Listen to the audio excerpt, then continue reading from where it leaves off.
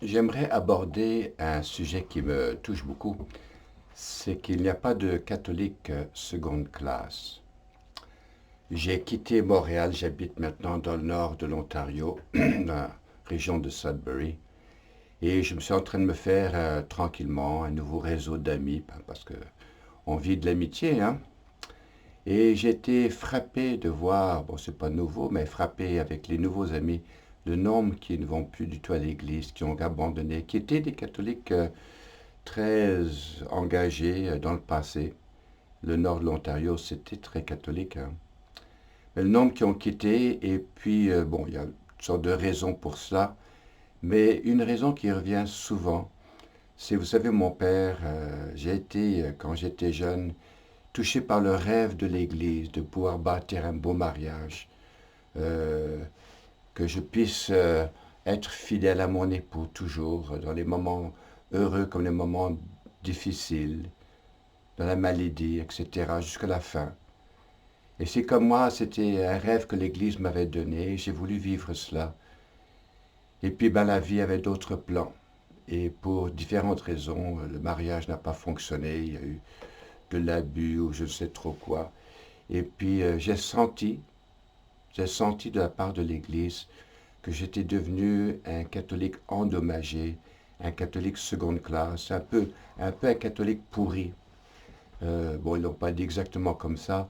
Ils ont dit là, j'ai senti que l'Église communique clairement que je n'ai pas de place ici, que ceux qui vont à l'Église, ce sont des gens qui sont parfaits, qui vivent des vies sans tâche, hein.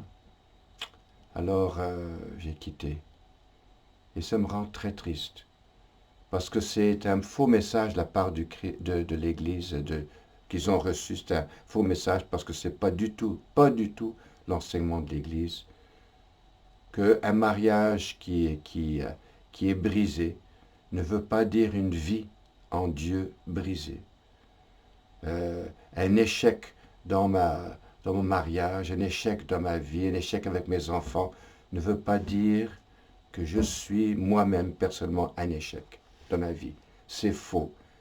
L'Église n'a jamais voulu enseigner ça, mais par toutes sortes de moyens, le message est communiqué et il est temps que ça cesse. Il n'y a pas de catholique deuxième classe. Nous sommes tous des enfants de Dieu, tous fragiles, tous brisés.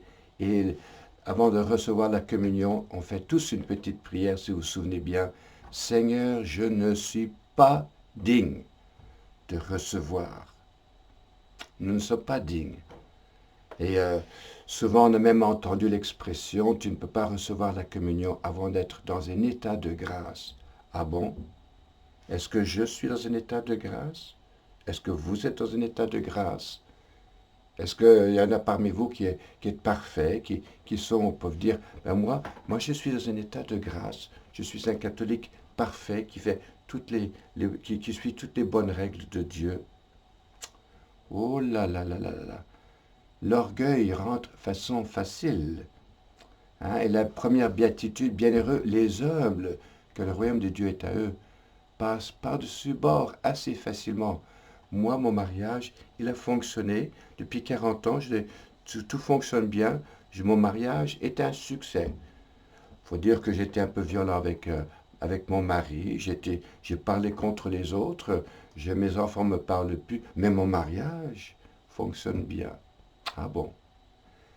Vous savez, je le dis souvent, que l'Église, ce n'est pas un rassemblement de catholiques parfaits.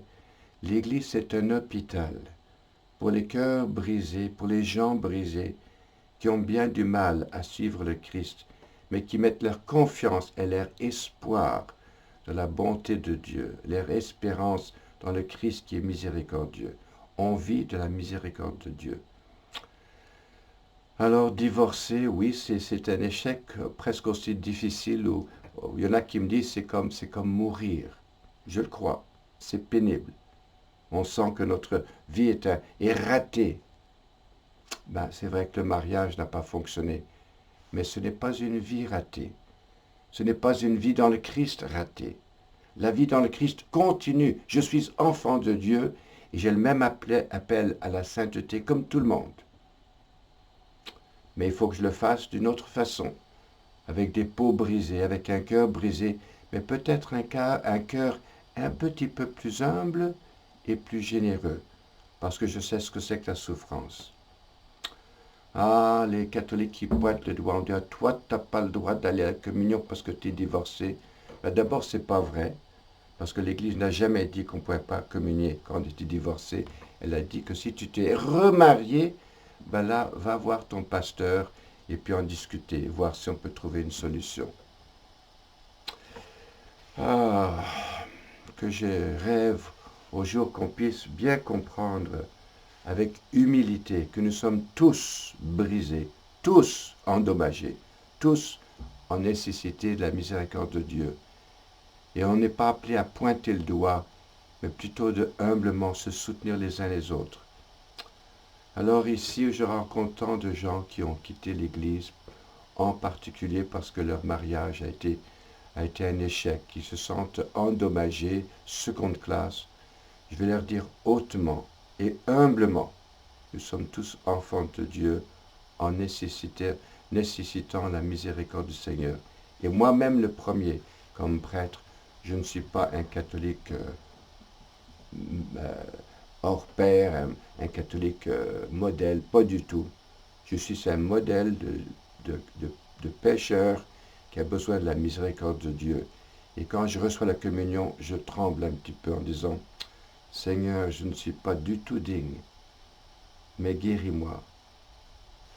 Alors, il n'existe pas dans l'Église catholique des catholiques seconde classe. Il est temps que ça cesse. Que le Seigneur vous bénisse. Il nous donne un cœur marqué par la première béatitude. Heureux les humbles qui reconnaissent leur fragilité, car le royaume de Dieu est à eux. Bonne journée, que le Seigneur vous bénisse.